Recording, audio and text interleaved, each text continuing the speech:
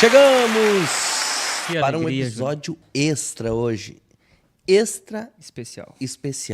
Muito bom, muito bom. Hoje, o Produtivamente tá especial. A semana passada eu roubei tua fala, hoje tu roubou a minha. Vinguei. Tá certo, vingado então. Eu e o Igor sempre falamos aqui, né, Igor, que esse podcast é sobre gente que transforma a realidade. E o convidado de hoje, ele faz isso de um jeito único, Igor. Pela arte. Ele já levou sua pintura para o Louvre, d'Orsay, Rodin. Suas obras estão em coleções de personalidades pelo mundo, até na casa do Barack Obama. Já assinou quadrinhos pela Marvel, DC, Disney. Foi aplaudido em palcos com Nando Reis, Thiago York, Humberto Gessinger. E é o artista oficial do Grêmio Futebol Porto Alegrense. Um gaúcho que transformou o talento em ponte entre culturas, paixões e gerações. Com a gente hoje, prepara aí, Nath, as palmas para receber o incrível artista plástico, meu amigo Mauro Villarreal. Seja muito bem-vindo, querido. Prazer estar aqui, prazer. E, cara, com uma introdução dessa, parece que eu sou importante. Cara, mas é muito orgulho pra gente ver alguém de perto com um sucesso tão relevante e principalmente através da arte, né? Então a gente fica muito feliz em te receber aqui. Seja muito bem-vindo pra gente contar um pouquinho da tua história, falar sobre algumas novidades que vem por aí também próximos dias. Então, começando o episódio 47 do podcast Produtivamente. Igor, me dá as honras de começar essa entrevista bacana com esse cara incrível. Mauro, conta pra gente quem é o Mauro por trás das artes. Cara, eu acho que é só um pai que faz o que ama e tem como principal objetivo dar orgulho para as filhas, para a esposa e para a família. Uau. Acho que é esse o resumo. Que legal. Perfeito. E Mauro, antes de nós entrar e falar da tua carreira artística, lá atrás, bem no comecinho, antes de ser um renomado pintor, artista plástico, tu teve uma carreira também na Polícia Militar. Foi, cara, poxa, foi. Conta pra nós essa história. Cara, então, eu obviamente sempre circulei entre trabalhos que tinham alguma coisa a ver com arte, direto ou indiretamente. Trabalhei em jornal, trabalhei em gráfica, trabalhei em revista, trabalhei em agência de propaganda, mas... Sempre em collab com a polícia. Não, isso Antes da polícia. entendi. Né? Só que teve um fato que foi ali a quebra do mercado imobiliário americano. E eu, cara, sou ex-acadêmico de história, então gosto de contextualizar tudo. E o troço bateu lá primeiro e depois bateu feio aqui no Brasil. E eu me vi, assim, do nada eu me vi desempregado com uma filha de 1 ano no colo e eu pensei, cara, o que eu vou fazer? Aí acabei fazendo um concurso público, passei e fiquei 11 anos trabalhando na Polícia Militar. E durante esses 11 anos, tu já pintava? Eu nunca consigo, tu nunca chega a parar totalmente, né? Tu tem que tentar conciliar. E é muito difícil. É uma carreira que te consome muito, né? Tu trabalha dia, noite, fins de semana, tu não tem uma previsão. E como é que nasceu assim esse desejo, a arte em si? Tipo, eu era criança ou tipo, depois de adulto, descobriu a paixão? Qual foi o gatilho que disse assim pra ti, tu é um artista? Dizem que a primeira a regra básica para te poder se considerar um artista profissional é tu ser remunerado, né? Mas eu tive a felicidade de conseguir isso bem cedo, né? As primeiras encomendas, digamos assim, eu tinha, sei lá, uns 15 anos. Nossa. 14, 15 anos, né? Eu lembro que o pessoal na época de escola ainda, eles encomendavam para eu fazer desenhos, ia para eles já mandar emoldurar e botar na parede e tal. Mas isso ali, eu acho, cara, que a arte e a forma como a gente se coloca com relação a ela tem muito mais a ver como usar ela como uma ferramenta de transferir o teu discurso. Eu tenho muito isso, sabe? Assim como quando o cara escreve, ele tá querendo passar uma mensagem, eu acho que o desenho, a escultura ou a pintura tem muito disso para mim.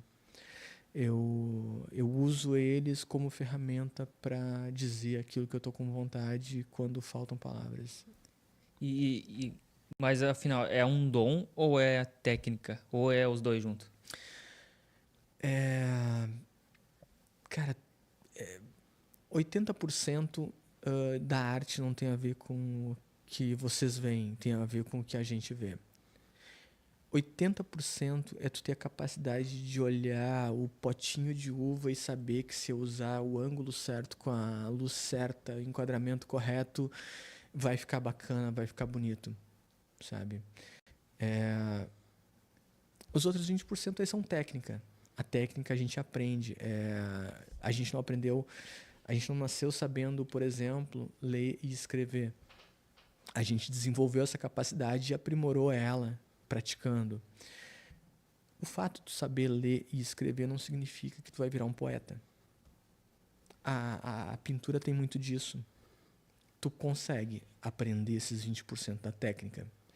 O que tu não consegue é esses 80% que vão te tornar o poeta que tu pode ser ou não.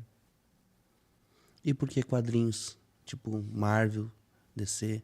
É tudo muito cíclico, sabe? Quando eu estava nessa transição ali, eu comecei a estudar técnicas de desenho.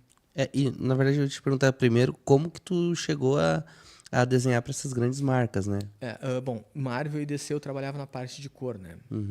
Isso ali é um processo bem fordista mesmo, sabe? Cada um tem o cara que só faz o desenho, tem o cara que só escreve Tipo uma linha de produção. Linha de produção total, eu trabalhava na parte de cor. Começou que assim, eu acho que eu devia ter uns 34, 35 anos, quando eu resolvi fazer essa transição aí, por conta do nascimento da Clarinha.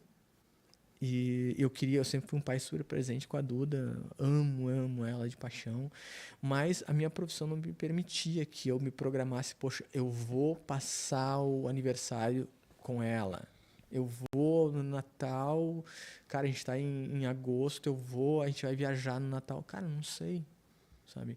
E com o nascimento da minha segunda filha, eu queria estar mais presente ainda. E aí houve toda uma estratégia para possibilitar isso.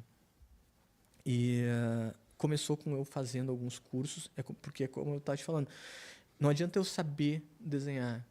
A questão é, para quem eu vou desenhar? Como esse desenho que eu vou fazer vai ser utilizado?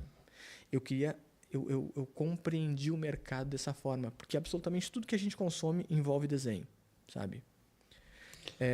Mas, cara, eu sou marceneiro. Desculpa. Cara, o marceneiro precisa entender, o marceneiro precisa desenhar a cadeira, a mesa que ele vai produzir. Uhum. Ele precisa entender o desenho que o designer criou para ele produzir. Tudo envolve desenho, sabe? Então eu vi nisso um grande nicho de mercado. E aí eu fui estudar como abrir o máximo possível esse leque de possibilidades. É uma constante em quem está começando querer impor o seu estilo. Isso aqui é o meu jeito, é o meu estilo, é a minha arte. E isso fecha muito o teu leque. Uhum. E eu fiz o contrário. Eu vou desenhar o que o cliente precisa. E foi assim que eu pautei a minha carreira no início. E ainda hoje uso muito isso, sabe? Eu acho que porque a gente eu me criei aqui, né? Apesar de não ser daqui, eu me criei aqui. E a gente tem muito essa mentalidade fabril, essa mentalidade de indústria, onde tu tem que Sim. fazer aquilo que realmente tu precisa fazer e o resto é besteira. E eu levei isso para minha área, o que facilitou muito a minha relação com os clientes. Então, eu fui atrás disso. Eu fui atrás de aprender como trabalhar para cada tipo de mercado. E nessa eu descobri uma escola de desenho de São Paulo, que tinha uma filial na época em Porto Alegre, a Quanta Academia de Artes. E, cara, sensacional. Os melhores profissionais do Brasil, do mundo, dão aula ali. Caras que tem Eisner, que é o Oscar assim, do desenho, os caras têm no currículo o prêmio Eisner. Então, cara, e aí foi sacrifício pra caramba. Na época cara, era inverno, tinha só uma motinha, tava numa M do cão. E fui lá, cara, fiz a matrícula com cheque pré-datado emprestado e, cara, chorei as pitangas pro sargento lá, ele me colocou pra trabalhar só de dia e foi assim, ó, um semestre indo todo dia a Porto Alegre, quer dizer, toda a noite no inverno, de moto, sem grana, nem pra um lanchinho. Eu comia as bolachas água e sal que tinha lá na secretaria, porque, cara, eu precisava enxugar o máximo possível. E aí eu já era muito mais velho que a imensa maioria dos outros que estudavam ali, né? Geralmente é uma molecada e tal, começo de vida, começo de carreira. E aí eu me dediquei pra caramba. A ponto de chamar a atenção desses caras. E ali um indica pra um, que indica pra outro, que indica pra outro. E aí eu acabei colando nesse pessoal que a gente trabalha aqui do Brasil para as editoras americanas. Aí eu comecei com a DC, fazendo a parte de cor. Aí depois eu fui para Marvel. E por último, fui convidado para fazer uns testes para Disney. Aí fui para São Paulo, fiz os testes, passei de primeira. Cheguei a fazer uma coisinha ou outra. Mas aí eu já estava virando meu ciclo. Eu já estava com vontade de fazer outras coisas. E aí acabei largando de mão. Mas foi muito bacana, um período muito interessante. Conheci... Pô, minha primeira viagem internacional foi por conta dos quadrinhos, sabe? Até então, cara, acho que eu não lembro se eu conhecia Florianópolis, sabe? Teve ano ali de eu fazer todas as Comic Cons de Buenos Aires até Vitória no Espírito Santo, eu estar presente em todas. Sabe? Isso acabou ajudando, as Comic Cons também acabou ajudando o teu nome a girar para outros países também. Sim. E tu acaba pegando uma cancha muito grande ali, né? Tu tá convivendo com caras gigantes, sabe? E fazendo grandes amizades, cara. Poxa, um tempo atrás fiquei muito amigo, por exemplo, de Ed Barrows, que é o grande nome da DC, né, cara? Um cara genial. E, pô, cara, eu tava em Belo Horizonte, ele me manda mensagem, Mauro, tá em BH? Eu estou, cara, pá, vem aqui em casa. Pô, fui pra lá pro Ed fazer churrasco pra nós lá. Pô, então é sensacional. Experiência que eu acho que o dinheiro não compra, né? Pois é, né? Mas estamos precisando de um dinheiro aí pra comprar mas eu digo, é que às vezes tu pode ter dinheiro, mas às vezes tu não vai ter essa conexão. Tu não tem essa... E, pô, é maluco, sabe? Tá conversando com os caras ali, cara, e ele me contando esses dias tava jantando com o Lou Ferrino. Cara, Lou Ferrino pra quem não sabe, foi o Hulk do seriado da década de 70, cara, sabe? Outro dia eu tava almoçando com o cara que representa a Disney aqui no Brasil, tá? A gente trocando ideia, almoçando juntos lá em São Paulo. E eu não lembro como é que a gente chegou nessa conversa, a gente começou a falar sobre desenho animado e tal. E aí um tempo atrás, aí eu jantei com os caras que produziram o Caverna do Dragão. E o cara, que legal e tal, não sei o que, pô, curtia a Caverna do Dragão pra caramba, né? E aí os caras contaram pra ele me contou como é que a Caverna do Dragão terminava. E eles não chegaram, foi um episódio que eles não tiveram grana pra gravar, pra desenhar o final. Que ninguém até hoje. Pois é, e aí ele me contou, cara, é muito maluco isso. Não conta. No final a gente vai contar. Vamos manter a audiência. Vamos segurar a audiência. Vamos segurar a audiência aqui. Cara, são tudo cases de muito sucesso, né? Mas na tua história também tem o Louvre, Dorset, Rodin. Conta pra nós como é que Mauro Villarreal do Rio Grande do Sul. Do interior do Rio Grande do Do Sul. interior do Rio Grande do Sul. Que adora caminhar na Major Bento Alves comendo fruta. frutinhas. Passo ali na fruteira e vou a pé pra casa comendo fruta, cara. E adoro isso, cara. Pois é, cara, é uns troços assim que eu acabo não dando muita importância, muita relevância, sabe? A própria história da exposição no Carrossel do Louvre, eu quase deixei passar, cara. Eu não botei fé, eu recebi um e-mail, acho que era janeiro, eu acho. Eu recebi um e-mail, li, continuei trabalhando e tal. Uns 30 dias depois, o telefone tocou, era um número de fora, né? Um número do exterior. Achei estranho, atendi. Aí era uma pessoa lá falando em português, mas com sotaque meio carregado assim. Daí, poxa, tá legal, a gente gostou. Eu sou fulana, eu sou curadora credenciada do Louvre e tal. E a gente queria saber se realmente não tem interesse em participar dessa exposição. Eu disse, não, peraí, primeiro eu quero saber se realmente não é golpe, né, cara? Porque, poxa, cara, quando é que tu vai imaginar que meu nome lá dentro do maior museu do mundo passou por uma curadoria e os caras curtiram meu trabalho e a ponto de te convidar. Isso então, aconteceu há quanto tempo atrás? Foi 2019. 2019. E aí, e cadê? E dali foi uma correria e tal, até conseguir chegar. E qual foi a arte que tu expôs que... Ah, cara, lá não tinha como eu fazer diferente. Eu levei memórias da minha infância aqui na 20 de setembro, na rua, eu pintei o cenário. O quadro do menino, aquele? Os quadros das crianças, que todos eles passam aqui na década de 80, aqui nesse trecho da 20, para quem não sabe, 20 de setembro é uma avenida em Sapiranga, do Parcão até a escola 28 de fevereiro, cara.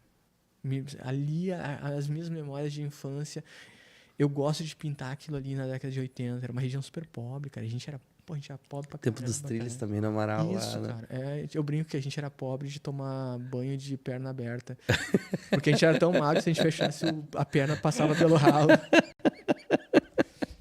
Muito Eu vi uma sensacional que eu era pobre de ir no restaurante e lamber o dedo dos outros. Nossa. Tu tava falando ali antes sobre história, né? Qual é que é a tua visão por trás?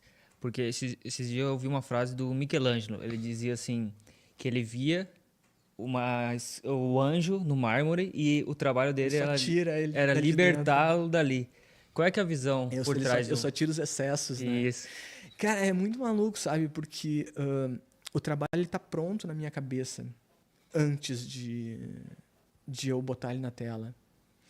E então é um processo legal, assim, sabe? Eu vou montando ele, eu consigo montar e as meninas elas riem, né? Porque às vezes eu tô aqui, eu tô concentrado, a gente tá na mesa, assim, e eu começo meio a manipular, eu começo assim a mexer com a mão, peraí, se eu pegar isso aqui daqui, botar pra cá,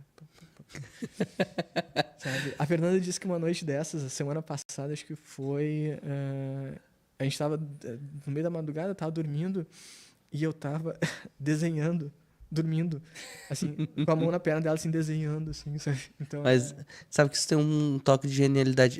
Eu vi a série do X-Perito na HBO. Sensacional, cara, sensacional, adorei. E cara, eu vi, ele era muito assim, né? Eles relatam na série que ele era muito assim. O lúdico vivia com ele, assim, né? Tipo, aquela parte assim, pô, ele olhava pra alguém fazendo algo e ele via uma cena. Então ele criava aquilo na mente dele e aquilo se tornava real depois nos cenários, né? as frases. Que ele vivia, ele... Pô, eu adoro trabalhar com músico, porque eu pego a música e raciocino ela enquanto um texto. E aí eu pego e transformo aquela música... Esse quadro que eu pintei, pra quem não me acompanha, por favor, Mauro Villarreal no Instagram. E eu faz uma Inclusive hora tá atrás. na descrição aqui o link, só clicar.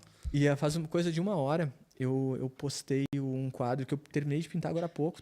Trabalhei nele ontem e hoje. E aí terminei, o quadro tem 2 metros de altura, é gigante, tive que pintar com escada.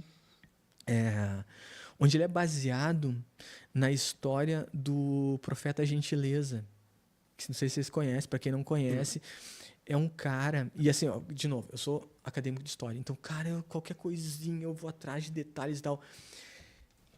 Ele era um paulista, do interior de São Paulo, cara normal, ele tinha grana, ele era dono de uma transportadora, não era pobre, era dono de uma empresário, dono de transportadora. Em 1961 rola um incêndio, morrem mais de 400 pessoas em Niterói, num incêndio de um circo. Aquilo ali bateu na cabeça dele, ele abandonou tudo e foi para Niterói e ficou 4 anos morando nos escombros daquele circo. Depois ele foi para o Rio de Janeiro e ele começou a escrever poemas e poesias nas pilastras dos viadutos. E o lema dele era: gentileza gera gentileza. O que é lindo pra caramba, assim, sabe? E ele vivia ali, vestido, feito, parecendo Henrique Cristo. E eu vi uma entrevista, inclusive, da Marisa Montes, contando que ela conheceu ele quando ela era jovem, quando ela era criança ainda, e quando eles paravam no sinal, ele vinha, e todo mundo achava que ele vinha pedir dinheiro, pedir alguma coisa. Não, ele vinha, te dava uma flor, recitava uma poesia para ti e partia para o próximo carro. Então, ele morreu em 96, em 99, ali virada para 2000, a prefeitura do Rio resolveu que ela ia pintar de cinza todos os poemas que ele tinha escrito nas pilastras. Houve toda uma reviravolta ali da população e tal, e aí a Marisa Montes compôs a música Gentileza, onde ela diz que apagaram tudo, pintaram tudo de cinza. Nossa. E aí o quadro que eu pintei hoje é baseado nessa cena que eu, lendo a letra dela, estudando sobre o cara, eu compus. Mas faço isso direto, com músicas de Humberto Gessinger a César Oliveira, Rogério Melo, as composições de Gujo Teixeira, de Mauro Moraes, todo esse pessoal. Teve uma live uma vez que a gente fez, acho que na pandemia, em julho, com repercussão ali no H-Ville, com César Oliveira, sim. Rogério Melo estava cantando, e tu pintava enquanto eles cantavam, né? Como é que é pra ti essa experiência? Assim como tu fez com eles aquela vez, tu faz em diversos lugares. Inclusive, segunda-feira agora tu estava pintando num evento ao vivo lá com o Paulo Nunes, Dinho, Mazaró. Isso. E como é que é pra ti essa experiência, assim? Como é que tu vive esse momento para retratar isso na hora ali, no ao vivo? Cara, com tudo acontecendo junto, você isola tua mente? Sim, eu desligo, sabe? Eu gosto de trabalhar em casa. Eu faço 3 coisas enquanto trabalho, além de trabalhar, obviamente, né? Ou eu assisto, ou eu ouço podcasts, música, ou série repetida. Não pode ser série inédita. Eu assisto série repetida. Eu adoro. As clássicas, principalmente. Porra, The Office. The Office é genial, eu sou apaixonado por The Office. Pintei um retrato, inclusive, do Michael Scott como o prisioneiro Mike esses tempos, só de zoeira. E é só série boba, assim, Brooklyn Nine-Nine, Friends. Friends é genial. E eu fico repetindo How I Met Your Mother. Eu fico repetindo, terminou, eu volto lá pro primeiro episódio da próxima série e eu assisto toda a temporada. Eu sou assim. Sabe? E muita música. Então, quando eu tô no palco, cara, na minha cabeça, eu foquei ali, cara, na minha cabeça eu tô dentro de casa pintando. Eu não me dou. Esses tempos agora, um mês ou 2 atrás, a gente fez um show com Fernando de Sorocaba, 30 mil pessoas assistindo, sabe? Então... E tu começa no início do show e vai até o final? Quanto tempo assim demora? O show começou, eu começo, terminou o show, tá pronto. Quer um café? Não, obrigado. Não. E a questão de, que nem tu tá falando de criatividade, tu se inspira muito na natureza, assim, tu contempla a natureza. Qual é o segredo dessa criatividade? Não, eu viajo, mas não tanto. Não, Não, cara, esses insights, eles vêm, às vezes, olhando uma série, às vezes vêm literalmente assim, sabe? Às vezes, lendo um livro, eu leio uma frase e aquele, abre um leque de ideias, sabe? Então, teve uma vez que eu tava deitado, era, sei lá, 2, 3 da manhã, e aí acho que eu tinha olhado o episódio de The Walking Dead. E, cara, eu entrei numa viagem, assim, sabe? Linkando características psicológicas dos personagens de The Walking Dead com os personagens de Simpsons, sabe? E aí eu comecei, fulano tem a personalidade igual a Beltrano. E eu fui linkando Eu levantei, anotei isso tudo. Homer igual a Rick Grimes. Um por um. No outro dia acordei 7 da manhã, desenhei e postei. Era uma brincadeira só, né? Postei. Cara, uns dias depois a minha filha mais velha, tava no 2º grau, me chama, pai, dá uma olhada no que tá acontecendo nas tuas redes aí. Eu disse, por que, filho? Dá uma olhada. Eu fui lá, cara. Cada F5, cada atualizada que eu dava ali, subia 5.000 likes. E eu disse, filho, o que tá acontecendo? Eu disse, pai, a gente tá na aula aqui e o elenco de The Walking Dead tá todo mundo retweetando o teu desenho. Uau. Que genial. E aí, cara, aquilo ali estourou assim, sabe? Um dia saiu uma matéria na 0 Hora e tava lá meu desenho grandão assim, né? E eu olhei sem nenhum crédito. E eu, porra, que sacanagem, né? Aí peguei e mandei um e-mail pro jornalista, né? Eu disse, cara, pô, valeu, obrigado. E só, poxa, nas próximas põe crédito, né? E aí, logo em seguida, minhas pessoas, cara, me desculpa, velho. A gente viu, a gente achou esse trabalho aqui na internet, a gente viu no perfil oficial dos caras e a gente achou que fosse uma arte oficial, a gente achou que fosse coisa gringa mesmo. A gente nunca imaginou que ia ser um cara aqui do interior do Rio Grande do Sul que tinha feito, né? Então, tem uns trabalhos assim que tem uma repercussão maluca, né? Quando, sei lá, quando Bill Murray foi lá comentar num desenho que tinha feito, ou a atriz que fez lá o fabuloso Mundo de Amélie Poulain, acho que é esse o nome do filme, Incrível Mundo de Amélie Poulain. Tem tudo essas... Além dos artistas brasileiros, né? Que isso aí já virou mais comum, né? Sim. Cara, isso é genial. E estamos na primeira meia hora já de podcast, que tá muito massa. Eu queria saber de ti, assim, como é que foi o futebol? Como é que acontece pra ti o Grêmio? Porque hoje tu é o pintor oficial da Grêmio Futebol Porto Alegrense, né? Do nosso clube Do aqui. CNPJ, Grêmio. Uau! Cara, a coisa mais linda do mundo, a primeira vez que eu recebi uma... Inclusive, a Natália ganhou um presente do Mauro aqui. Nath, traz pra nós ver aqui. Ela é gremista. Cara, eu sou gremista, assim, mas ela me ganha, tá? E tu pode ter certeza, tu ganhou uma fã aqui agora com esse presente. Legal. Ela vai trazer aqui. Olha só que linda essa foto retratada, né? Pelas mãos do... Bota aqui na outra câmera aqui, por favor, amor. Aqui, ó. Olha só. Cara, genial. Genial. Pra quem é apaixonado pelo clube, deve amar, mas eu acredito que até quem não seja apaixonado pelo clube, engraçado, eu ame recebo a muita técnica mensagem, e toda a paixão que tu coloca nas tuas artes. Esse trabalho em específico ali, nossa, cara, galera de diversos clubes dizem, poxa, não sou gremista, mas, pô, faz do meu aqui, cara, faz do meu estádio, sabe? Faz...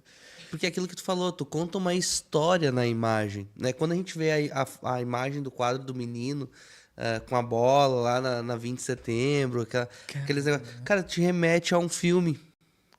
Pois é, isso é muito legal. Teve um dos que foi pra França, né, que é o que eu mais gosto, né, que o menino tá... Inclusive, ontem tava falando com a Cristina Ranzolin, convidando ela pra minha exposição e dizendo, poxa, leva o Falcão, porque o menino dessa imagem específica, ele tá com a camisa 15, e eu faço todo esse contexto na pintura. O menino tá com a camisa 15 que o Falcão usou em 82, ele tá com o quichute amarrado na canela, que é... Os detalhes, né? Os detalhes. O carretel da pipa que ele está empinando é aquele carretel amarelo que a gente tinha aqui nas fábricas de calçado, sabe? Então tem tudo isso assim que eu gosto de Tem a buscar no história. fundo, sabe? Faz tu vivenciar um filme na tua mente. Agora, recentemente, eu pintei um... Cara, é difícil de falar isso porque bate fundo assim, sabe? Era um quadro que eu não queria vender. Inclusive, chegou na galeria em Miami hoje. A Fernanda, mérito da Fernanda ter vendido. Eu não queria vender aquele quadro lá, porque é um quadro onde eu desenhei, assim, olha... Cara, é basicamente assim, ó... É um menino com a mãe grávida, a mãe carregando um balde de roupa suja na cabeça, e o menino com a camisa 10 do Pelé, sabe? Pelé de 70. E é o mesmo menino desse quadro que tu tá falando, só que ele tá menor, entende? Então eu faço essa linha do tempo também nos quadros. O menino que tava usando a camisa 10 de 70 quando era desse tamanho, quando ele tá desse tamanho, ele tá usando a 15 de 82, então tem um... E aquele quadro ali foi muito inspirado em umas coisas que eu vivi com a minha mãe quando ela tava grávida do meu irmão. Então, aquele ali bateu fundo, assim, sabe, no coração. E eu botei uma moldura linda pra caramba e botei ele de frente, assim, pra onde eu sento na sala de jantar. E aí, uma semana atrás, a gente estava em reunião online com o galerista lá de Miami, a Fernanda disse, tem esse aqui também, e o cara, eu quero, pode mandar, pode mandar. O legal é que acaba se tornando, quando tu conta uma história, acaba se tornando um item de colecionador, né? Porque a pessoa vai querer coletar essas peças e daqui a um pouco tu vendeu, mas ele vai ver em algum lugar. E ele vai buscar isso e quando tu vê tudo isso reunido um dia, lá longe, né? Não é mais tão longe, não. Não, mas eu acredito que vem um bom tempo ainda pela frente. Mas Tomara. tu vai olhar pra toda essa história e quando tu vê algo reunido, pô, isso aqui eu fiz numa época, essa eu fiz noutra, mas todas elas contam a mesma história, uma linha do tempo. Cara, eu... Tu viaja nessas coisas assim eu também? viajo pra caramba e... Assim, se eu... Não tem nenhum lencinho aqui, cara, se eu chorar, que vocês me perdoem. Mas, poxa, cara, agora ano que vem completa 10 anos do primeiro quadro que eu pintei em collab com a minha caçula. Nossa. Saca? Era o aniversário dela de 4 para 5 anos. Isso foi em março de 2016.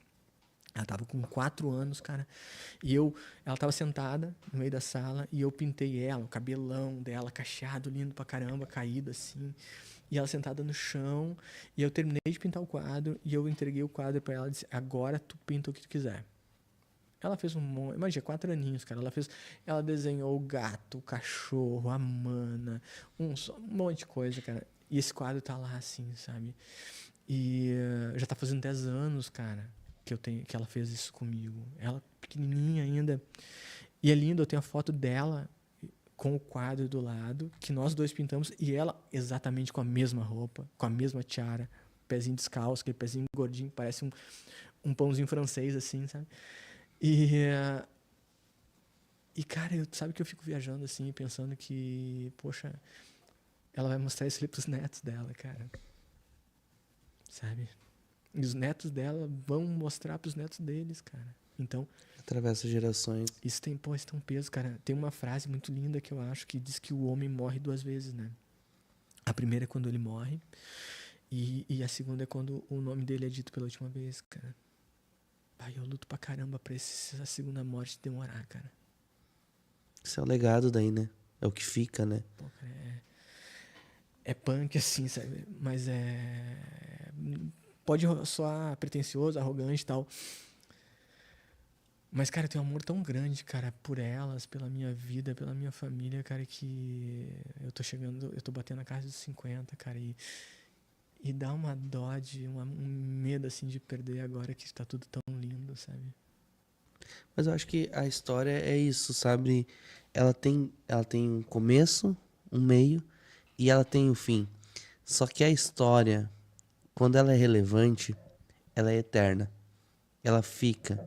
E quando tu constrói com amor, com carinho, com dedicação, não tem como ela não ser relevante, sabe? Ela importa para as pessoas. Então, cara, o legado já tá aí, entendeu? Um dia tu só vai deixar ele para elas, entendeu? Mas tu já construiu isso e eu acredito que isso atravessa gerações. A gente vê isso acontecendo ao longo da história, nomes e nomes que são lembrados até hoje, né? Pessoas que foram importantes para muitas coisas. Inclusive, a pergunta que eu ia fazer agora é justamente por isso que nós estamos vivendo a era da inteligência artificial, né? E eu acredito que muitas pessoas são impactadas hoje pela evolução da tecnologia, né? Mas a gente vê tu sempre numa ascensão, crescendo como artista. Como é que chegou para ti a inteligência artificial? Tu usa o recurso, porque tu também desenha, não sei se tu ainda faz, mas tu desenhava a identidade visual, algumas coisas assim. Algumas coisas da rolam e tal. Principalmente quando é capa de livro, quando é... Aí eu gosto de fazer no digital, porque facilita na hora de reproduzir. Cara, quanto à inteligência artificial, isso dá um corte lindo, cara. Eu acho que a inteligência artificial nunca vai superar a minha burrice natural, cara. Cara, eu jamais. Saca? Porque, cara, tem, tipo assim, 40, 50% dos quadros que depois que eu termino, eu pego uma escova de dente velha, eu vou lá dar uma chuchada, assim, numa tinta ou duas, e eu respingo. Eu encho de... Sabe? É o noise do Photoshop, sabe? Eu dou aquela respingada. Porque, cara, o mundo não é perfeito, o mundo não é chapadinho, sabe? A gente não vive nesse lance onde todo mundo é photoshopado, e é isso que torna a gente bonito. Cara, as artes que a IA fazem são legais, mas todo mundo bate a cara E E sabe percebe. e percebe, porque ela fica plastificada. Ela falta essa espontaneidade, esse erro. Tipo, agora teve essa série, cara, essa série que desembarcou hoje em Miami, cara, tem um dos quadros lá que eu botei o Popeye trocando soco com o Muhammad Ali, sabe? Com a Olivia Palito assistindo, o Plankton do Bob Esponja de juiz e o Marvin, o marciano, é o treinador, cara. Pô, cara, o que é? Inteligência artificial Genial. não vai, Quem não ganhou vai, essa cara. luta ali? Cara, o maluco. Não, e ainda botei a Olivia Palito, além de ela estar assistindo, o Muhammad Ali tem uma tatuagem dela, cara. Ele Genial. tatuou ela. Muito bom. E, cara, isso tudo é, deixar bem claro, isso tudo é de cara, tá? Eu nunca usei nada na minha vida. Eu sou muito radical, assim, sabe? Tipo, eu nunca bebi, eu nunca fumei na minha vida, nada. Então cara, eu consigo fazer isso, cara. Imagina, não tô nem ligando pra inteligência artificial, cara. Que top, mano. E esse é um bom sinal que tu tá avançando aí, sempre crescendo e alcançando grandes Aquilo ali mercados da arte, né? cara, é uma ferramenta. As pessoas têm que entender isso, sabe? A gente tá numa... É que tem gente que tá substituindo a ferramenta como se fosse, usando a ferramenta como se fosse... Só Faz- que daí tu tá... Cara, vai chegar num ponto que tu não vai saturar, sabe? Quando surgiu a televisão, a galera achou a mesma coisa. verdade. Quando surgiu a internet, entendeu? Hoje a gente está vivendo numa era onde tudo dura um storyzinho de 15 segundos que vai morrer em 24 horas. Cara, eu tô me lixando. Eu produzo coisas que eu levo dias trabalhando e que eu quero que dure 500 anos, Uau. saca? Então, cara, hoje a gente vive aí uma época onde o cara é famoso porque seguem ele e as pessoas seguem ele porque ele é famoso. E aí eu fico tentando entender. Qual que é o conteúdo que Qual isso que é o gera? Tá, beleza. Tu seguiu ele por quê? Porque ele é famoso. Tá, mas por que ele é famoso? Porque todo mundo segue ele. E aí a gente fica No looping. nessa cobra mordendo o próprio rabo, sabe? Às vezes tem certos momentos que parece que eu tô me vendo naquele filme do Clique. Vai dançando, né? Nossa. Mas é muito real. Aquele filme é antigo, mas é muito atual. Cara, tudo tá passando rápido demais. Tudo é muito... É violento. Que tu não vê. É que nem tu falou. É 15 segundos e 24 horas. Passou, amanhã já é outra coisa. Mudou. Cara, a gente tem uma música da cultura gaúcha aqui Putz, isso dá um corte, né? Quando eu esqueço essas coisas. Né? Leonardo Gomes, cara, perdão, cara, me fugiu o nome do Leonardo Gomes. Leonel Gomes. O Leonel Gomes canta, cara, que é genial, cara. A música é linda. E aí tu pra ler e compreender. Ele tá contando a história de que ele tava caminhando e viu 2 corvos namorando ali, sabe? Próximos ali. E eles compuseram uma música linda pra caramba. Que é isso, cara. Eu acho que a cultura gaúcha, ela tem essa representatividade com força, justamente pela forma como ela conta a história. São operetas, né? A gente tem isso aqui. Tudo tem um começo, meio fim. Cara, eu sou apaixonado pelo trabalho do Gucho Teixeira, um grande amigo, cara. O Gucho Teixeira, pra quem não conhece, ele é um dos maiores compositores da história da música gaúcha. sabe? E é pra ele quando eu tenho alguma dúvida, assim, porque, cara, eu nasci e criei na cidade e eu adoro pintar o campo. E aí, quando eu tenho alguma dúvida, eu ligo pra ele, Gujo, olha só, assim, pode? Não, tem que ser essa. E aí ele me dá essas orientações. E, cara, tu ouvindo as músicas dele, põe num bom fone de ouvido, e eu sou fã de fone de ouvido, e ouve ela, mas ouve de verdade. Cara, ele te conta como é que tava a luz do dia, que horas eram, como é que era o chão, a estrada, como é que estavam as casas.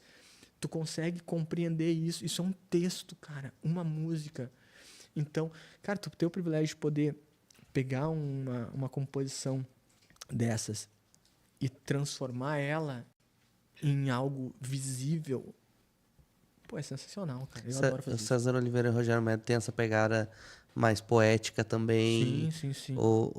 Os Fagundes tinham também muito essa pegada. Os Serranos têm essa pegada. Sim. Os Monarcas. Tu vê a cultura do gaúcho, ela é muito forte e não morre, cara. Nossa, isso vem desde sempre, né? Desde sempre, Pega não- lá de churrasquinho de mãe lá quer dizer, do coração de luto. Mas é tudo. Teixeirinha, cara. E o Teixeirinha é um exemplo, vira história, vira filme, vira. Sim, cara. Cara, eu tive. Cara, eu sou muito rolê aleatório, sou meio Ronaldinho Gaúcho, né? Eu estive no estúdio do Teixeirinha, cara. É muito genial. Aonde ele gravava, no sítio dele. Eu não lembro nem o nome da cidade, cara. Lá no interior, acho que Camaquã, talvez.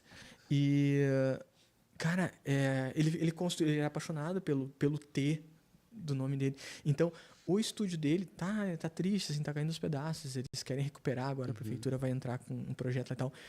E ele é um T, sabe? A molecada deve achar que é a Torre Titã, né? Quem olha de longe.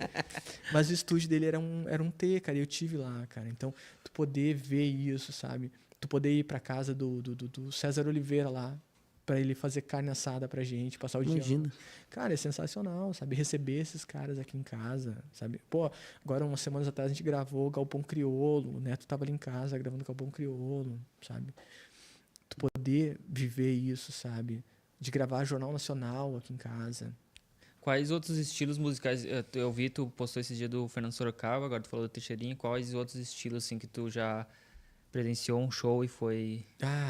No pagode, é pagode, eu acho, né?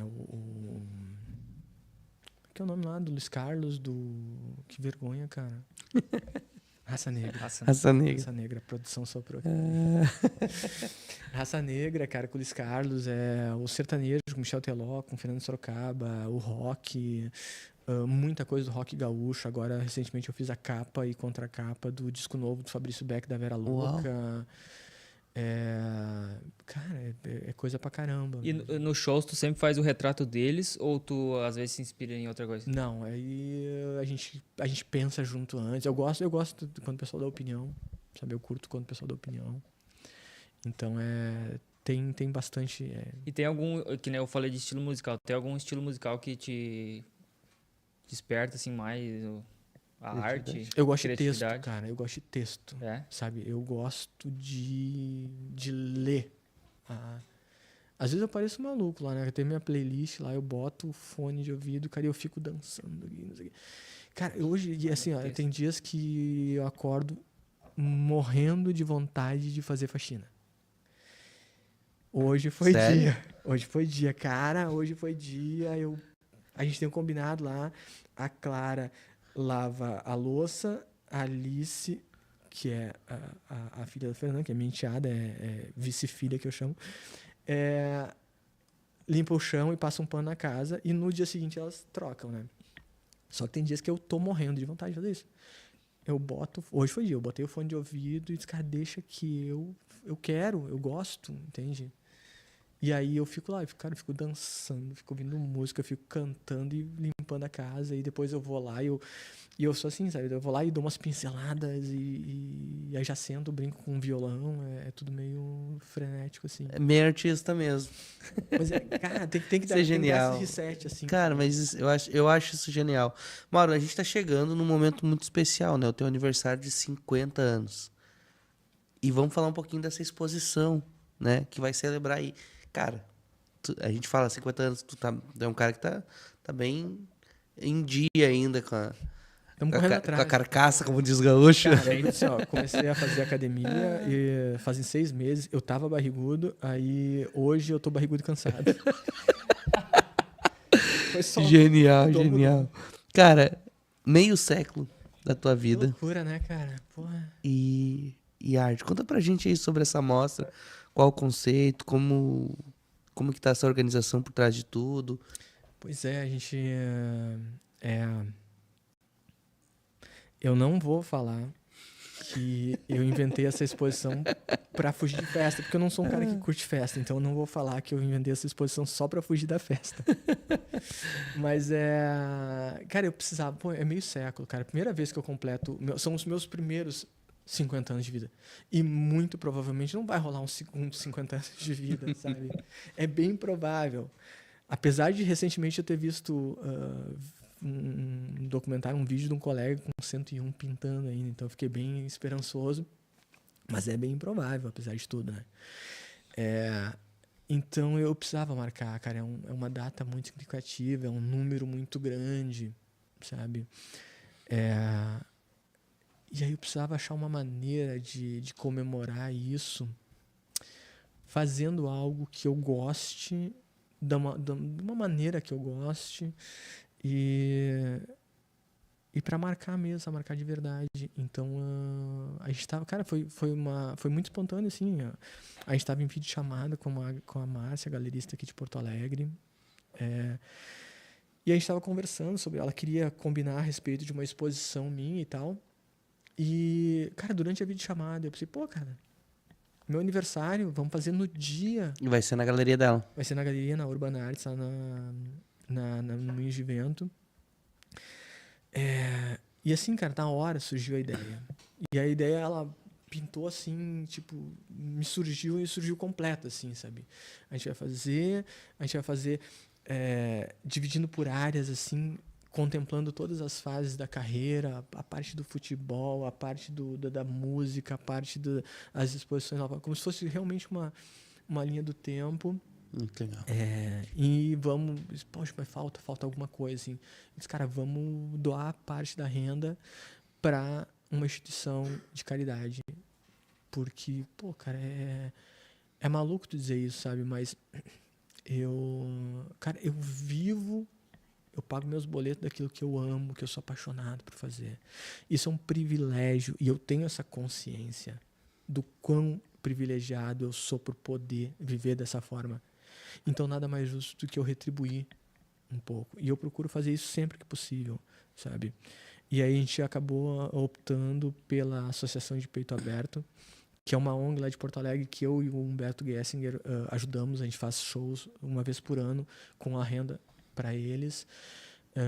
Cara, uma instituição super bacana, super séria. Eles ajudam crianças com problemas respiratórios graves. Tipo, cara, eles trazem a molecada lá do interior, assim, que tem problema sério mesmo, sabe? Risco de vida. E os pneumologistas se reúnem, tratamento, estadia, alimenta tudo, cara. Então é muito bacana. E a gente vai fazer isso por eles lá. Então, eu acho que foi a melhor maneira, assim, sabe, de eu comemorar o que a vida que eu conquistei, sabe, que eu conquistei fazendo o que eu amo, e vou celebrar fazendo o que eu amo e ajudando quem precisa. Que legal, cara, que genial. Mauro, estamos chegando na reta final do nosso podcast. A gente sabe que tu tem um compromisso logo mais, né? A gente não quer te atrasar, mas antes, eu gostaria que tu deixasse uma mensagem para quem tá nos assistindo, para quem vai ouvir depois esse podcast lá no Spotify. Pô, cara, a gente vive... Tem aquele ditado, né, que diz que tempos difíceis geram homens fortes, que geram tempos fáceis, que geram homens fracos, que geram tempos difíceis. Infelizmente, a gente está em tempos fáceis, sabe? Hoje, cada um de nós tem no bolso mais informação, mais conhecimento do que todos os reis da Europa somados na Idade Média. A gente tem a opção de tornar esses tempos difíceis ou a gente tem a opção de se esforçar e tornar eles ainda melhores. eu tô tentando, saca? E quanto mais gente tentar, mais fácil vai ficar pra gente, sabe? A gente tem que pensar muito no que a gente tá deixando pros filhos e pros netos, enfim, pra todo mundo. E a única maneira que tem de fazer isso é fazendo o que tu gosta com amor, fazendo com dedicação, ou pelo menos nem todo mundo tem a opção de fazer o que ama, mas mesmo fazendo o que não ama, cara, faz bem feito, porque é assim que a gente se destaca e é assim que a gente vira a chave. Eu convivo com, cara, imagina, porra, ontem tava falando no WhatsApp ali com um cara que foi tricampeão mundial de futebol pelo São Paulo na década de 90, sabe? E hoje, aposentado já, o cara tem a maior paixão em todo projeto que ele entra. Então ele não consegue as coisas só pelo talento. Às vezes tu consegue só pela paixão que tu tem. Eu sou apaixonado pelas minhas filhas, pela minha mãe, meu pai, meu irmão, minha família. Sou apaixonado pelo meu sogro, minha sogra, minha esposa. Então vamos fazer isso bem feito. Vamos amar pra caramba, porque a gente vai evitar muita coisa ruim que pode crescer aí pela frente se a gente só fizer a nossa parte bem feita, sabe? Vamos ser exemplo pra quem tá vindo. Isso aí. Formar homens fortes, né? Mesmo em tempos difíceis. Falei um monte de bobagem hoje, né? Mas, genial, adoro. Adoro isso. Eu gosto quando a pessoa vem e conversa de fato com a alma, assim, que entrega a sua paixão. E eu acho que o público também sente isso. Por isso, produtivamente, né? Produzir é aquilo que eu falei lá no início, né? Produzir coisas que vai melhorar e transformar a vida de quem vai assistir esse programa. Cara, assim, ó, poxa, se eu consigo conquistar algumas poucas coisas aqui, cara, no interior do último estado do Rio Grande do Sul, sabe? Já quase pingando no Uruguai. Cara, imagina essa molecada. E eu, cara, eu sou um ser humano analógico no mundo digital. Cara, eu preciso me adaptar, sabe? Cara, essa molecada que tá nascendo nativo já, sabe? Eles vão muito longe, que tem tudo para ir muito longe. Basta eles entenderem o potencial que eles têm e a quantidade de ferramenta que eles possuem. Igor? Eu acredito que ele tem deixado um legado, entendeu? Então, muito, muito pontual tudo que tu falou, muito importante. E agradecer por essa conversa, esse bate-papo. Na próxima vez a gente vai fazer isso num barzinho, eu tomando Coca-Cola e vocês tomando a cervejinha de vocês. Não, a gente também tá no teu barco. Pô, que legal. Coca-Cola zero. Coquinha pra todo mundo. É isso aí. Gente, esse foi mais um episódio do podcast Produtivamente. Queremos te agradecer de coração, Mauro. O que a gente viu aqui hoje foi além da tua arte, né? A gente vê uma ponte que está conectando o Rio Grande do Sul com o mundo aí através do teu talento. Então, obrigado. Mais uma vez, obrigado. A gente tem orgulho de ter pessoas aqui no Rio Grande do Sul como você, assim. Então, mais uma vez, me sinto muito honrado por ter esse tempo de mesa aqui contigo, por destinar o teu tempo, que a gente sabe que é muito valioso, corrido, para sentar e contar um pouquinho da tua história aqui com a gente. Obrigado mesmo, de coração. O prazer é meu, cara. E assim, ó, podcast, cara, eu amo. É o melhor formato que tem, tu consegue desenvolver, tu consegue falar, não é entrevista na TV que tu tem 15 segundos pra dar uma resposta. Então, sabe que... aqui a gente conversa, aqui rola um diálogo bacana pra caramba. Tu sabe que o Issur teve aqui, o deputado Issur, e aí ele chegou, ele veio com a esposa. E aí, vim pra conversar. Eu disse, ponto. Perfeito, é isso. Perfeito. Trouxe até um violão eu já. tinha um outro compromisso, então a gente pode começar mais cedo. Daí eu disse, tá bom, vamos conversar. A gente já ia começar mais cedo. Mas tu se importa se a gente ir até um pouquinho mais tarde, porque eu quero conversar. E aí a gente deu espaço, assim, pra conversar, assim, e foi... Nós ganhamos muito naquele dia, né? Cara, ele pegou o violão, ele cantou, ele lembrou, e a esposa dele depois falou assim, cara, muito obrigado, vocês não sabem o quanto vocês fizeram pela nossa noite hoje, porque eu tenho certeza que o Issur vai falar disso a noite inteira, porque foi muito bom pra ele e pra mim. Ela disse assim, eu amei ver o Issur conversando. Que a gente se comunica com as pessoas basicamente na legenda do post do Instagram, cara. Poder desenvolver um assunto é muito bacana e é muito raro. E ele disse que assim, cara, na política, o pessoal só quer saber de política dele. E ele poder ser ele, tocar, fazia muito tempo que ele não dava uma entrevista falando de música, falando... Cara, que a gente falou também de coisas muito pontuais, mas aquilo ali Isso deixou ele acontece livre. muito com o pessoal do futebol, cara. E o cara só quer ter uma resenha. O cara só quer... Cara, assim, ó, só quer tu ficar 1 hora sentado na mesa da cozinha do Jeromel reclamando dos filhos. Cara, foi isso que a gente fez, cara. A gente ficou Genial. 1 hora lá, trocando ideia de... Vem cá, que série tu tá assistindo? Cara, é isso, cara. Isso é muito bom. Isso falta pra... Hoje em dia, cara, isso falta. E acho que isso traz proximidade das pessoas, né? Isso é bacana. Contem comigo sempre. Cara, tamo Obrigado. junto. Obrigado de coração mais uma vez. E pra você que gostou demais deste episódio, compartilha, comenta e já ativa o sininho de notificação, porque sexta-feira agora já tem mais uma entrevista. Toda sexta-feira, às 8 horas da noite, aqui no canal do Produtivamente, você encontra conteúdo de verdade para produzir ideias produtivas para tua mente. Ficou bem redundante, mas é mais ou menos isso, né, Igor? Perfeito. Tamo junto. Até sexta-feira. Até sexta. Próximo episódio. Episódio 48 do Produtivamente.